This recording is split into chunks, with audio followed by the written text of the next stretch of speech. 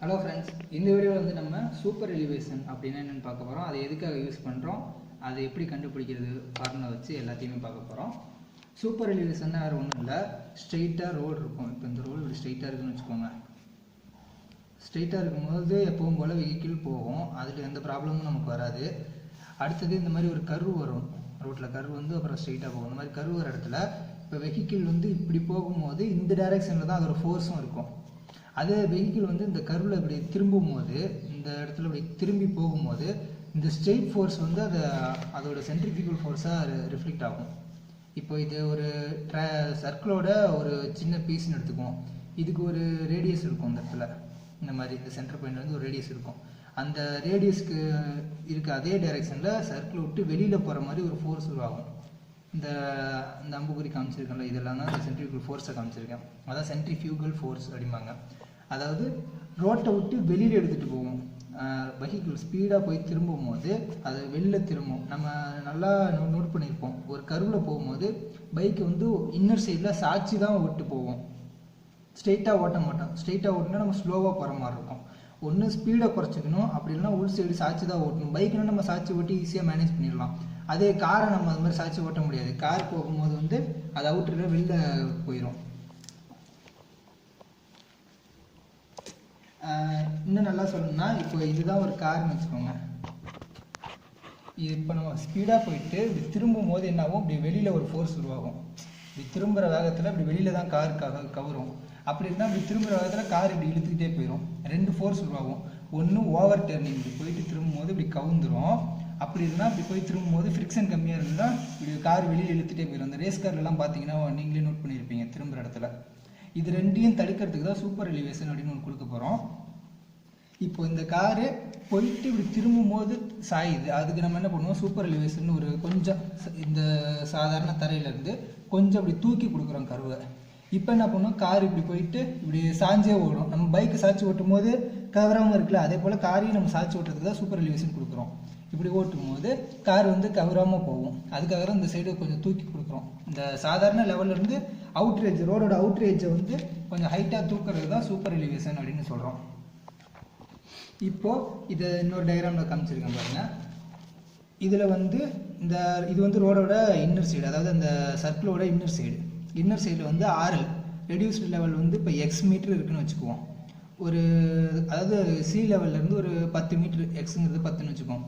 அவுட்ரு level வந்து super elevation கொடுத்துருக்கோம்.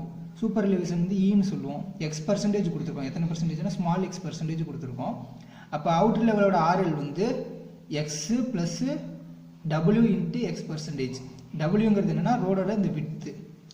அதாவது சூப்பர் எலிவேஷன் எக்ஸ் பர்சன்டேஜ் அப்படிங்கிறது என்னென்னா மொத்த விட்டோட அது எத்தனை மடங்கு மேலே ஏறி இருக்குது. இதுவும் ஒரு வகையான ஸ்லோப் தான். இதை விட இது வந்து கொஞ்சம் ஹைட்டாக இருக்கும், அது ஸ்லோப் தான். இப்போ இ வந்து ஒரு 4% இருக்குது அப்படின்னா சூப்பர் எலிவேஷன் 4%னா வேறு ஒன்றும் இல்லை, 100க்கு 4. 100 வைடு விட்டு வந்து 100 இருந்தால் அதோட ஹைட்டு வந்து 4 ஏறி இருக்கணும். அதுதான் 4% கொடுத்துருக்காங்க. ஸ்லோப்பை வந்து நம்ம எப்போவுமே 2 தான் சொல்லுவோம். 1 பர்சன்டேஜ்னா 1 in 100, அதாவது எக்ஸ் இன் 100 சொல்கிறத நம்ம பர்சன்டேஜில் எக்ஸ் பர்சன்டேஜ்னு சொல்லுவோம். அப்படி இல்லைன்னா 1 in 1000 இந்த மாதிரி கொடுத்துருப்போம், இல்லை 1 in 45 இந்த மாதிரி கொடுத்துருப்போம். இந்த இன்ல 1/45 அப்படின்னு கொடுக்குறது இருக்குது, இல்லை பர்சன்டேஜ்லேயும் கொடுக்கலாம். இதில் வந்து நான் பர்சன்டேஜில் கொடுத்துருக்கேன். வித்து வந்து 7 மீட்ரு, RL1 வந்து 10 மீட்டர்னு அசியூம் பண்ணிக்கும். RL2 எப்படி கண்டுபிடிப்போம், இந்த RL1 விட ஒரு 4% வந்து RL2 வந்து மேலே போயிருக்கு, அதுதான் சூப்பர் எலிவேஷன். ஹைட்டு கொஞ்சம் ஏறி இருக்குது, அதோட லெவல் வந்து ஏறி இருக்குது, ஸ்லோப் கொடுத்துருக்காங்க. RL2 வந்து அப்போ 10 மீட்ரு ப்ளஸ்ஸு அந்த 4% அப்படிங்கிறத எப்படி போடுவோம்னா டோட்டல் வித்தோடு பெருக்கிக்கணும். வித்து இன்ட்டு 4% போட்டோம்னா 0.28 வருது. அப்போ RL2ங்கிறது 10.28 மீட்டர். இந்த RL1 10 மீட்டர் ஹைட்டில் இருக்குது, இது வந்து 10.28 மீட்டர் ஹைட்டில் இருக்குது. அது அந்த அளவுக்கு கொஞ்சம் ஹைட் ஏறி இருக்குது. அது மூலமாக நம்ம தடுக்கலாம். இப்போ இந்த இ வேல்யூ வந்து எப்படி கண்டுபிடிக்கணும் அப்படிங்கிறத பின்னாடி பார்ப்போம். அந்த இ வேல்யூ எதெல்லாம் சார்ந்திருக்கு அப்படின்னு பார்த்துப்போம். அதாவது இப்போ நம்ம கொடுத்த அந்த 4% இப்போ கிராஸ் செக்ஷனல் வியூவில் பார்த்தோம்னா தெரியும். இந்த மாதிரி 4% ரோடு வந்து இந்த அளவு தூக்கியிருக்கு, டேப்பராக தூக்கியிருக்காங்க. 4% இந்த ஸ்லோப் வந்து 4% இருக்குது. இப்போ வந்து இந்த சென்ட்ரிஃபியூகல் ஃபோர்ஸ் நான் இங்கே சொன்னேன் பார்த்தீங்களா, இப்படி சென்ட்ரிஃபியூகல் ஃபோர்ஸ் அவுட்டர் சைடில் உருவாகும். அதுதான் இந்த அம்புக்குறியில் காமிச்சிருக்கேன். அவுட்டர் சைடில் வெளியில் இழுக்கும். இந்த ஸ்லோப் வந்து ஒரு சென்ட்ரிஃபீட்டல் ஃபோர்ஸ் கொடுக்கும். இன்னர் சைடு ஆப்போசிட் ஃபோர்ஸை ஒன்று கொடுக்கும். அதாவது இந்த ஃபோர்ஸால் காரை வெளியில் தள்ளாமல் இந்த ரோடு வந்து ஆப்போசிட்டில் தள்ளி பிடிச்சிருக்கும். இந்த ஸ்லோப் வந்து உள்ளே தள்ளி பிடிச்சிருக்கும். இந்த 2 ஃபோர்ஸும் டேலி ஆகிடும். அந்தளவுக்கு நம்ம ஸ்லோப் கொடுக்கணும். இதில் காமிச்சிருக்க பாருங்க. இதே ஃப்ளாட் சர்ஃபேஸாக இருந்தால் சென்ட்ரிஃபியூகல் ஃபோர்ஸ் இருக்கும். சென்ட்ரிஃபீட்டல் ஃபோர்ஸ் இருக்கும். ஆனால் அது வந்து எவ்வளோ இருக்கும்? 0 தான் இருக்கும். ஆப்போசிட் ஃபோர்ஸ் வரவே வராது. ஃப்ளாட்டாக இருந்து ஈஸியாக வெளியில் போயிடும். இதே ஒரு கிராஸாக கொடுத்தோம்னா அங்கே அந்த இடத்துல ஒரு ரெசிஸ்டன்ட் வரும். அதை தான் சென்ட்ரிஃபீட்டல் ஃபோர்ஸாக யூஸ் பண்ணிக்கிறோம். இந்த ஃப்ளாட் ரோடில் வந்து ஈஸியாக கவுந்துடும். அதை தான் இங்கே நோட் பண்ணியிருக்கேன். இப்போ e plus f equal to v²/gr. அந்த v² மீட்டர்/செகண்டில் இருக்குது. அது km/h மாற்றினோம்னா v²/127 r அப்படிங்கிறது. இந்த ஜி வேல்யூ சப்ஸ்டிட் பண்ணி இது km/செகண்டில் மாற்றினா km/h மாற்றினா ஈங்கிறது தான் இதில் சூப்பர் எலிவேஷன். எஃப்ங்கிறது வந்து ரோடில் இருக்க ஃப்ரிக்ஷன். ரோடுக்கும் டயருக்கும் இருக்க ஃப்ரிக்ஷன் தான் எஃப்னு சொல்லுவாங்க. நம்ம வந்து சூப்பர் எலிவேஷனும் கொடுப்போம். சூப்பர் எலிவேஷன் எதுக்காக கொடுக்குறோம்? ஓவர் டர்னிங் ஆகாமல் இருக்கிறதுக்காகவும், ஸ்கிட்டிங், அது ரோட்ல இருந்து சறுக்கிக்கிட்டே கார் வெளியில் போயிடக்கூடாது, போய் திரும்பும் போது இப்படி வெளியில் எடுத்துகிட்டு போயிடக்கூடாது அப்படிங்கிறதுக்காகவும் தான் கொடுப்போம். அப்போ ரெண்டையுமே பார்சியலாக கொடுக்கணும் நம்ம. அதான் இ ப்ளஸ் எஃப்க்கு இந்த ஃபார்முலா கொண்டு வராங்க. இந்த ஃபார்முலா எப்படி இருந்ததுன்னு பின்னாடி பார்ப்போம். இதில் டீட்டெயிலாக காமிச்சிருக்கேன். இது வந்து எவ்வளோ ஸ்லோப் தூக்கியிருக்காங்க அப்படிங்கிறது. காரோட வெயிட்டால் வர ஃபோர்ஸ் இந்த பக்கம் இருக்கும். கார் டயரில் உருவாகிற அந்த சென்ட்ரிஃபியூகல் ஃபோர்ஸ் வந்து இந்த டைரக்ஷனில் இருக்கும். மொத்த சென்ட்ரிஃபியூகல் ஃபோர்ஸ் இங்கே காமிச்சிருக்கேன். இதுதான் இ. இந்த ஹைட்டு எவ்வளோ தூக்கியிருக்கோம் அப்படிங்கிறது தான் இந்த இ. இப்போ வந்து அந்த எந்த கண்டிஷன்லாம் பொறுத்து சூப்பர் எலிவேஷன் ரெடி பண்ணணும் அப்படிங்கிறத பார்ப்போம். முன்னே சொன்னால் ஒன்று ஓவர் டர்னிங் ஆகும். அந்த கர்வில் போகும்போது ஓவர் டர்ன் ஆகும். அதாவது கார் போயிட்டு கவுந்துரும் இந்த பக்கம். அப்படி இல்லைன்னா அப்படி வலிக்கிக்கிட்டே போயிடும். அதான் ஓவர் டர்னிங் ஒன்று, ஸ்கிட்டிங் ஒன்று. ஃபஸ்ட்டு ஓவர் டர்னிங் பார்ப்போம். ஓவர் டர்னிங்கிறது தான் இது. இந்த சூப்பர் எலிவேஷனில் போகும்போது இதான் இந்த எலிவேஷன் எவ்வளோ கொடுத்துருக்கோம். இதுதான் இ வேல்யூ. இதுதான் அந்த ஈங்கிற சூப்பர் எலிவேஷனு. இப்போ கொடுத்துருக்கும் போது காருக்கு வந்து ஒரு ஓவர் டர்னிங் மூமெண்ட் வந்து உருவாகும். ஒரு மூமெண்ட் ஃபோர்ஸால் தான் இது ஓவர் டர்ன் ஆகும். இந்த திருப்பும் போது ஒரு மூமெண்ட்டு. அதை தடுக்கிறதுக்கு ஓரளவு இந்த ஸ்லோப் கொடுத்துட்டோம். ஸ்லோப் கொடுத்ததுனால ஒரு ரீஸ்டோரிங் மூமெண்ட் வரும். ரீஸ்டோரிங் மூமெண்ட் அதோட வெயிட்டாலேயே வந்துடும். அதோட வெயிட் இருக்குது பார்த்தீங்களா? அது எப்படின்னு நான் இங்கே டீட்டெயிலாக கட்டுறேன். MR greater than or equal to m0. mrங்கிறது ரீஸ்டோரிங் மூமெண்ட். m0ங்கிறது over turning moment. mo m0 கிடையாது, mo over turning moment. mr restoring moment எப்படி ஒரு ஆகும்னா டோட்டலாக இந்த கார் இதான் கார்னு வச்சுக்கோங்க. இப்போ இதில் உருவாகிற மூமெண்ட் இது டபிள்யூங்கிற வெயிட்டு எல்லுங்கிற லென்த்தில் இருக்குது அப்படின்னா இதோட ரீஸ்டோரிங் மூமெண்ட், அதாவது இதில் உருவாகிற மூமெண்ட் காரில் உருவாகிற மூமெண்ட் என்னன்னா டபிள்யூ இன்ட்டு இந்த இதோட சென்டர் ஆஃப் கிராவிட்டி எது L/2 இதான் இதோட மூமெண்ட்டு. இதுதான் ரீஸ்டோரிங் மூமெண்ட். காரோட வெயிட்டால் வர restoring moment. Over turning moment எப்படி வரும் அப்படின்னா இப்போ இந்த காரு திரும்பும் போது ஒரு ஆப்போசிட் ஃபோர்ஸ் வரும். சென்ட்ரிஃபியூகல் ஃபோர்ஸ்ன்னு சொன்னல FCFன்னு, அது வந்து அதோட ஃபோர்ஸு இன்ட்டு ஃபோர்ஸ் இந்த பக்கம் இருந்ததுன்னா நம்ம லென்த்தை வந்து அதுக்கு பெர்பெண்டிகுலராக தான் பார்க்கணும். ஏன்னா காரோட வெயிட்டு டவுன்வர்டில் இருக்குது. அதுக்கு பெர்பெண்டிகுலராக லென்த்து பார்ப்போம் மூமெண்ட் கண்டுபிடிக்கிறதுக்கு. ஃபோர்ஸ் வந்து ஹரிசாண்டலாக இருக்குது. அதுக்கு அப்போ வெர்டிகலாக இருக்கிறது தான் அதோட லென்த்து. வெர்டிகலாக இருக்கிற லென்த்து வந்து ஹச்சுங்கிறது இந்த காரில் வருது. இப்போ வந்து இதில் உருவாகிற சென்ட்ரிஃபியூகல் ஃபோர்ஸ் தான் FCF. அப்போ இதோட ஹைட் எவ்வளோ? ஹச். அப்போ இதோட சென்டர் ஆஃப் கிராவிட்டி h/2 வரும். இப்போ ரீஸ்டோரிங் மூமெண்ட் எப்படி வரும்? FCF h/2. சாரி, h/2 வராது. ஏன் அப்படின்னா ஒரு சின்ன மிஸ்டேக். இந்த FCF வந்து டாப்பில் தான் உருவாகும். டாப்பை தான், ஏன்னா கீழே இருக்கிறதுக்கு கம்மியாக இருக்கும். கீழே போக போக இப்படி குறைஞ்சிட்டே போயிடும் சென்ட்ரிஃபியூகல் ஃபோர்ஸ். மேலே டாப்பில் தான் ஃபுல் ஃபோர்ஸ் தெரியும். அப்போது டாப்பில் பார்க்கும்போது FCF இன்ட்டு ஹச், டோட்டல் ஹச்சும் வைப்போம். அதே இந்த வெயிட்டால் வர ரீஸ்டோரிங் மூமெண்ட் வந்து பொதுவாக காரோட சென்டரில் இருக்கும்.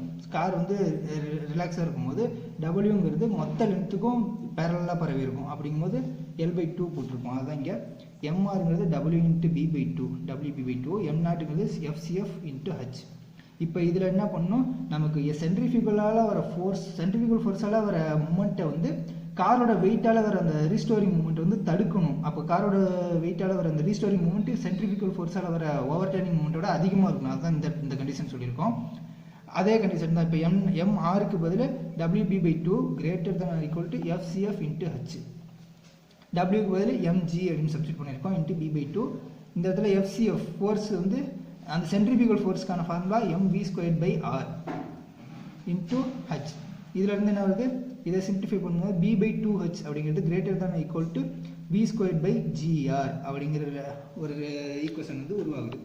அப்போ இந்த காரோட b பிரெத்து ஹைட் வந்து இந்த இதுக்கு இதை விட இந்த வேல்யூவோட இந்த வேல்யூ அதிகமாக இருக்க மாதிரி இருந்தால் மட்டும்தான் ஓவர் டர்னிங் நடக்காது. இதை சென்ட்ரிஃபியூகல் ரேஷியோ அப்படின்னு ஒரு கான்செப்ட் எடுத்துகிட்டு வரோம். இல்லைன்னா impact ratio, force by weight, அதுதான் சென்ட்ரிஃபியூகல் ரேஸ் இல்லைன்னா இம்பேக்ட் ரேஷியோங்கிறோம். பிங்கிறது அதோட ஃபோர்ஸ், அதாவது இந்த சென்ட்ரிஃபியூகல் ஃபோர்ஸ் சொன்னால அது பி. வெயிட் வந்து காரோட செல்ஃப் வெயிட் டபிள்யூ, அதை இங்கே போடுறோம். ஃபோர்ஸ் சென்ட்ரிஃபியூகல் ஃபோர்ஸ்னா mv ஸ்கொயர் பை ஆர், காரோட வெயிட் என்ன mg. இது ரெண்டுக்கு உள்ள ரேஷியோ தான் நம்ம பார்க்குறோம். இதை விட இது எத்தனை மடங்கு இருக்குது அப்படின்னு பார்க்குறோம். v ஸ்கொயர் பை gr, அது இதுக்கு வர வேல்யூ அதே தான் வருது. இதுல இருந்து என்ன தெரியுது, அதோட ரேஷியோ அந்த சென்ட்ரிஃபியூகலுக்கும் காரோட செல்ஃப் வெயிட்டுக்கு இருக்க ரேஷியோ p பை டபிள்யூங்கிறது v ஸ்கொயர் பை gr. ஜிஆருக்கு v ஸ்கொயர் பை gr தான் v ஸ்கொயர் பை 127 r மாதிரி இருக்குது. ஏற்கனவே சொன்னால அந்த விக்கு பதில் kilometre per hour, metre per second kilometre per ஹவர்லையும் இந்த ஜிக்கு பதில் 9.82 சப்ஸ்டிட் பண்ணால் 127 வந்துருச்சு. இந்த ரெண்டு வேல்யூவும் b பை 2h, காரோட breadth divide by 2 times of காரோட ஹைட்டு, அதை விட கம்மியாக இருக்கணும். இதுதான் அதிகமாக இருக்கணும், இது கம்மியாக இருக்கணும். அந்த டைமில் தான் then it is the safe, no overturning will occur. ஓவர்டர்னிங் நடக்காது. ஆனால் ஸ்கிட்டிங் நடக்கலாம். இந்த கண்டிஷன் படி பார்த்தோம்னா ஸ்கிட்டிங், அதாவது கார் சறுக்கிக்கிட்டு போகலாம். ஓவர்டர்னிங் கார் போகும்போது இப்படி திரும்பிடாது, ஆனால் ஒரு திரும்பாத அளவுக்கு கார் வந்து நல்லா அகலமாக இருக்குது. அதாவது பி வந்து மேலே இருக்குது அப்படின்னா அது வந்து அதிகமாக இருக்கணும். ஹச் கீழே இருக்குது, அது வந்து கம்மியாக இருக்கணும். அப்போ தான் மொத்த வேல்யூ அதிகமாகும். அப்போ கார் ஹைட்டை விட கார் வித்து நல்லா அதிகமாக இருக்கும். நீங்கள் அதனால தான் பார்த்தீங்கன்னா மேக்ஸிமம் கார் எல்லாமே அகலம் அதிகமாக இருக்கும், ஹைட்டு வந்து கம்மியாக தான் இருக்கும். நோட் பண்ணி பார்த்தீங்கன்னா தெரியும். அப்போ தான் ஃபுல் ஸ்பீடில், அதாவது ரேஸ் காரை பார்த்தீங்கன்னா தெரியும். ரேஸ் காரோட கிராஸ் செக்ஷன் வியூ பார்த்தீங்கன்னா இப்படி தான் இருக்கும், இவ்வளோவுக்கு இருக்கும். இதோட ஹைட் வந்து இவ்வளோ தான் இருக்கும் ரேஸ் காருக்கு, ஆனால் வித்து வந்து அதிகமாக இருக்கும்னா இந்த வித்து. அதே சாதா காருக்கும் போது அதுக்கேற்ற மாதிரி கொஞ்சம் அட்ஜஸ்ட் பண்ணியிருப்பாங்க. ரேஸ் காரெல்லாம் ஓவர் ஸ்பீடில் போகும்போது அது ஓவர் டர்னிங் ஆகக்கூடாது அப்படிங்கிறதுக்காக தான் இந்த ரேஷியோவில் கொடுத்துருக்காங்க. இது வந்து ஓவர் டர்னிங் நடக்காது, ஆனால் ஸ்கிட்டிங் நடக்கும். ஸ்கிட்டிங் நடக்காமல் இருக்கிறதுக்கு ஃப்ரிக்ஷன் வேணும். அதை தான் எப்படின்னு பார்க்க போகிறோம். ஸ்கிட்டிங் நடக்காமல் இருக்கணும்னா ஃப்ரிக்ஷன் ஃபோர்ஸ் வந்து சென்ட்ரிஃபியூகல் ஃபோர்ஸை விட அதிகமாக இருக்கணும். இப்போ சென்ட்ரிஃபியூகல் ஃபோர்ஸால் கார் இந்த பக்கம் இழுக்குது அப்படின்னா ஃப்ரிக்ஷன், ரோடுக்கும் டயருக்கும் ஃப்ரிக்ஷன் ஃபோர்ஸ் இருக்கணும். அது வந்து ஆப்போசிட் ரியாக்ஷன் கொடுக்கணும். இதை விட இது பெருசாக இருக்கணும், இதை விட இது பெருசாக இருக்கணும். ஃப்ரிக்ஷன் ஃபோர்ஸ் வந்து இது வந்து சென்ட்ரிஃபியூகல் ஃபோர்ஸ், இதை விட இது பெருசாக இருந்தது அப்படின்னா கார் வந்து வலிக்கிக்கிட்டு போகாமல் இருக்கும். வெளியில் அப்படி இழுக்கிற ஃபோர்ஸ் ஒன்று இருக்குது, அதை இழுக்காமல் அப்படி நம்ம கீழே டயர் வந்து இந்த இப்போ இந்த நோட்டு தான் ரோடுன்னு வச்சுக்குவோம், கை தான் வந்து கார்னு வச்சுக்குவோம். இப்படி வெளில எடுத்துகிட்டு போகாமல் இதுக்கு ஒரு பிடிப்பு இருந்ததுன்னா வெளில ஸ்கிட்டிங் ஆகாமல் இருக்கும். அதுதான் அந்த ஃப்ரிக்ஷன் ஃபோர்ஸுங்கிறது. ஃப்ரிக்ஷன் ஃபோர்ஸ் எப்படி கண்டுபிடிப்பாங்கன்னா friction of FA friction of FB. அது FA FBங்கிறது என்னன்னா RA RB. காரோட லெஃப்ட் சைடு இருக்க 2 டயரு, ரைட் சைடில் இருக்க 2 டயர் வச்சுக்கோங்க. ரெண்டுலேயும் உருவாகிற ஃபோர்ஸ் தான் நம்ம அந்த FFA FFBன்னு சொல்லியிருக்கோம். அது எப்படி இருக்குன்னா mu into RA. Tyre left சைடில் இருக்க டயர் RAன்னு இருக்கு, அதோட ஃப்ரிக்ஷன் ஃபோர்ஸ் வந்து ஃப்ரிக்ஷனோட வேல்யூ, ஃப்ரிக்ஷனோட கோஎஃபிஷியன்ட் தான் மியூ. அதனால் மியூ இன்ட்டு RAன்னா டயர் ஏவில் வர ஃப்ரிக்ஷன் ஃபோர்ஸ் கிடைச்சிடும். மியூ இன்ட்டு RBனா பியில் வருது. ரெண்டுமே ஈக்குவலாக தான் இருக்கும் மேக்ஸிமம், ஏன்னா காரில் 2 சைடும் சேம் வெயிட்டு தான் இருக்கும். அது காரை வந்து 2ஆக பிளந்து பார்த்தோம்னா 2 சைடில் இருக்க வெயிட்டு சேமாக இருக்கும். அந்த ஃபோர்ஸ் கண்டுபிடிச்சோம்னா 2 ஈக்குவலாக இருக்கும். அப்போ மியூ இன்ட்டு டோட்டல் வெயிட் தான், அந்த 2 சைடில் இருக்க மொத்த இதையும் கூட்டினோம்னா டோட்டல் வெயிட் தான் வரும். அப்போ mu into W, friction force வந்து மியூ டபிள்யூ அப்படின்னு வந்துருச்சு. For more skidding mu W வந்து ஃப்ரிக்ஷனல் ஃபோர்ஸ், சாரி சென்ட்ரிஃபியூகல் ஃபோர்ஸை விட அதிகமாக இருக்கணும். சென்ட்ரிஃபியூகல் ஃபோர்ஸுங்கிறது தான் பின்னு சொல்கிறோம். அப்போ பி பை இந்த டபிள்யூ இந்த பக்கம் போனால் பி பை டபிள்யூ. மியூ இந்த ஃப்ரிக்ஷனல் கோஎஃபிஷியன்ட் வந்து பி பை டபிள்யூ விட அதிகமாக இருக்கணும் அப்படின்னு ஒரு ஈக்குவேஷன் கிடச்சிருக்கு. சென்ட்ரிஃபியூகல் ரேஷியோ அதே போல் பார்த்தோம்னா பி பை டபிள்யூங்கிறது சென்ட்ரிஃபியூகல் ரேஷியோ. சென்ட்ரிஃபியூகல் ரேஷியோனா V ஸ்கொயர் பை GR முன்னே பார்த்தோம். இப்போ ஃப்ரிக்ஷனல் ஃபோர்ஸ் வந்து V ஸ்கொயர் பை 127 R விட அதிகமாக இருக்கணும். அப்போ தான் ஸ்கிட்டிங் நடக்காது. இப்போ நம்ம என்ன கண்டுபிடிச்சிருக்கோம், first V square by 127 R விட அந்த B பை 2H அதிகமாக இருந்தால் ஓவர் டர்னிங் நடக்காது. V ஸ்கொயர் பை 127 R விட மியூ அதிகமாக இருந்தால் ஸ்கிட்டிங் நடக்காது. அப்புறம் நம்ம வந்து ரெண்டையுமே பார்சியலாக கொடுக்கணும். இப்போ இந்த V ஸ்கொயர் பை 127 R அப்படிங்கிற வேல்யூவை கண்டுபிடிச்சிட்டோம்னாலே நம்ம ஓவர் டர்னிங் ஸ்கிட்டிங் நடக்குதா என்னன்னு தெரிஞ்சிடும். அதான் நோ ஓவர் டென்னிங்க்கு இந்த கண்டிஷன் சாட்டிஸ்ஃபை ஆகணும், நோ ஸ்கிட்டிங்க்கு இது சாட்டிஸ்ஃபை ஆகணும். இப்போ நம்ம சூப்பர் எலிவேஷன் கொடுக்கறத பற்றி பார்ப்போம். Super elevation e centrifugal force counteract by partial super elevation and partial friction. Friction super elevation ரெண்டுமே சேர்ந்து தான் அந்த சென்ட்ரிஃபியூகல் ஃபோர்ஸை கவுண்ட்ராக்ட் பண்ணும். அதனால என்ன பண்ணணும், E + F = இந்த V² / 127R அப்படிங்கிறத போட்டுறோம். இந்த V² / 127R விட இது ரெண்டும் அதிகமாக இருக்கணும்னு சொல்கிறாங்க. நான் இப்போ இதுக்கு ஈக்குவல் போட்டு நம்ம கண்டுபிடிப்போம் E + Fக்கு. அப்போ இந்த வேல்யூவாவது மினிமம் இதாவது இருக்கணும், இதுக்கு மேலே நம்ம கொடுத்தா தப்பு இல்லை. இப்போ இதை சிம்பிளிஃபை பண்ணோம்னா ஒரு 5% வருது அப்படின்னா மினிமம் ஒரு 5%ஆவது சூப்பர் எலிவேஷன் கொடுக்கணும். அதை விட கொஞ்சம் அதிகமாக கொடுத்தோம்னா இன்னும் கொஞ்சம் சேஃப்டி அதிகம். அதை தான் நம்ம இதில் தெரிஞ்சுக்க போகிறோம். E + F பார்சியலாக சூப்பர் எலிவேஷன் பாதியும் அதில் வர ஃப்ரிக்ஷன் ஃபோர்ஸ் பாதியும் அது எடுத்துக்கும். ஏன்னா மொத்தமாக சூப்பர் எலிவேஷன் வச்சே இது பண்ண முடியாது. ஏன்னா ஒரு இடத்துல ரொம்ப டேப்பராக கொடுக்குற மாதிரி இருக்கும், ரொம்ப ஸ்பீடாக போகிற இடத்துல. அதனால பாதி ஃப்ரிக்ஷன் ஃபோர்ஸை வச்சு தடுக்கிற மாதிரி இருக்கும். E + F = V² / 127. இதில் நிறைய கேஸ் இருக்குது. If the road has lesser friction F was neglected. ஃப்ரிக்ஷனே கம்மியாக இருக்க மாதிரி ரோடு, ரொம்ப நல்லா மேலே கண்ணாடி மாதிரி இருக்க ரோடெலாம் ஃப்ரிக்ஷன் கம்மியாக இருக்கும், அப்போ நெக்லெக்ட் பண்ணுற அளவுக்கு இருக்கும். அப்போ F = 0. அந்த இடத்துல ஃபுல்லாகவே சூப்பர் எலிவேஷன் கொடுத்து தான் அதை மேனேஜ் பண்ணணும். அப்போ E = V² / 127R. இந்த வேல்யூக்கு வந்து E மட்டுமே கொடுத்துடணும் சூப்பர் எலிவேஷனுக்குமே. If super elevation is not possible, super எலிவேஷனே கொடுக்க முடியாத ஒரு சில இடம் இருக்கும், அந்த இடத்துல ஃப்ரிக்ஷன் நிறைய கொடுக்கணும். இந்த மொத்த வேல்யூவும் ஃப்ரிக்ஷனுக்கே கொடுக்கணும். இதுக்கு எவ்வளோ ஆன்சர் வருதோ அவ்வளோ ஃபோர்ஸ், அவ்வளோ ஆப்போசிட் அந்த ஃப்ரிக்ஷன் ஃபோர்ஸும் அவ்வளோ கொடுக்கணும். இப்போ V² / 127R வந்து 10% வந்தால் அந்த 10%னா ஒன்றும் இல்லை, 10/100 டிவைட் பண்ணால் 0.1 தான் அந்த ஃப்ரிக்ஷனல் ஃபோர்ஸ், 0.1 கொடுக்கணும். அந்த மாதிரி for mixed traffic condition F is neglected and for the calculation E we use the only 75% of the design speed. Mixed traffic வந்து இந்த ஒரு கண்டிஷன் சொல்லியிருக்காங்க, ஐஆர்ஸில் சொல்லியிருக்காங்க. என்னென்னா ஃப்ரிக்ஷன் ஃபோர்ஸை வந்து நெக்லெக்ட் பண்ணிடுங்க. ஃப்ரிக்ஷன் ஃபோர்ஸ் இருக்குது, ஆனால் அதை நெக்லெக்ட் பண்ணிவிட்டு மொத்த ஸ்பீடில் ஒரு 0.75, அதாவது 75% ஸ்பீடில் எல்லா வெஹிக்கிளும் போகிற மாதிரி கன்சிடர் பண்ணிக்கோங்க, பண்ணிவிட்டு E கண்டுபிடிங்க, அதுவே போதும் அப்படின்னு சொல்லியிருக்காங்க. அப்போ மிக்ஸ்டு டிராஃபிக் எல்லா வண்டியும் கலந்து அந்த டிராஃபிக்கில் வந்து என்ன பண்ணணும், V² / 225R. இந்த வேல்யூ சிம்பிளிஃபை பண்ணால் 225R வருது மிக்ஸ்டு டிராஃபிக். அடுத்து case 4. According to IRC E should not greater than 0.07. அதாவது என்னென்னா 0.07ங்கிறது 7%.